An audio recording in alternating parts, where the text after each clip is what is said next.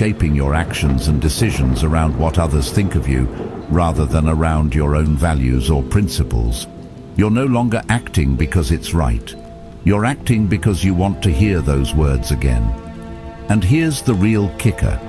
When you perform for approval, you're giving up your power. The moment you start relying on praise for your happiness, you lose the ability to truly live authentically. You become predictable.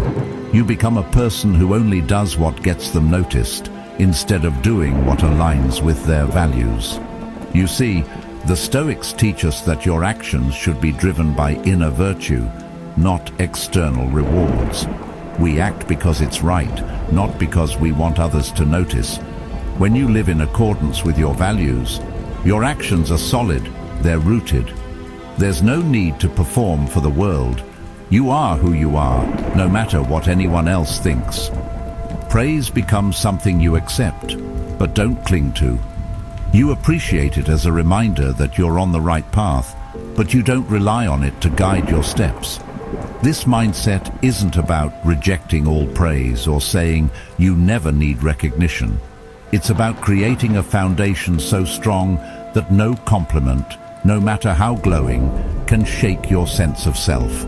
Carl Jung spoke about this idea of inner strength when he said, "The privilege of a lifetime is to become who you truly are."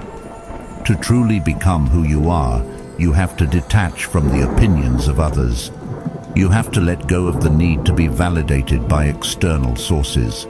When you stop performing for the approval of others, you open up space to actually be who you are.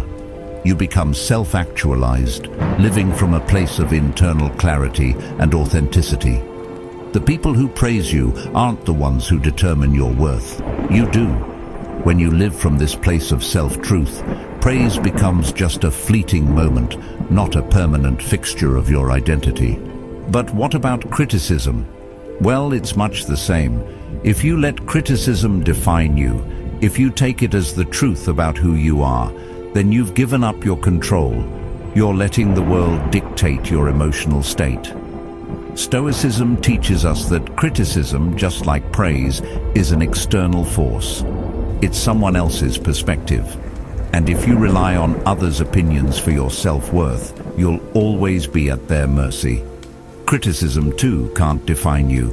It's a reflection of someone else's perspective, not your truth. The goal is to develop an inner clarity where neither praise nor criticism has the power to make you feel less than or more than you are. In this way, you begin to build true emotional resilience. Praise and criticism will always come and go, but your sense of self should be anchored in something much deeper. When you let go of the need to please others, you reclaim your power. You no longer bend to the whims of praise or the sting of criticism.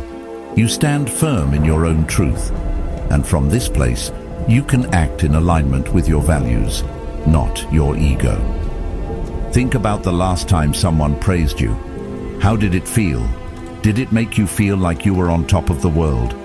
Or did it feel like a fleeting moment, something that quickly faded once the next person said something else?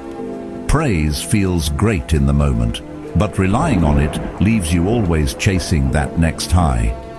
The key is not in avoiding praise altogether, it's in understanding its role. Praise, like criticism, is just noise.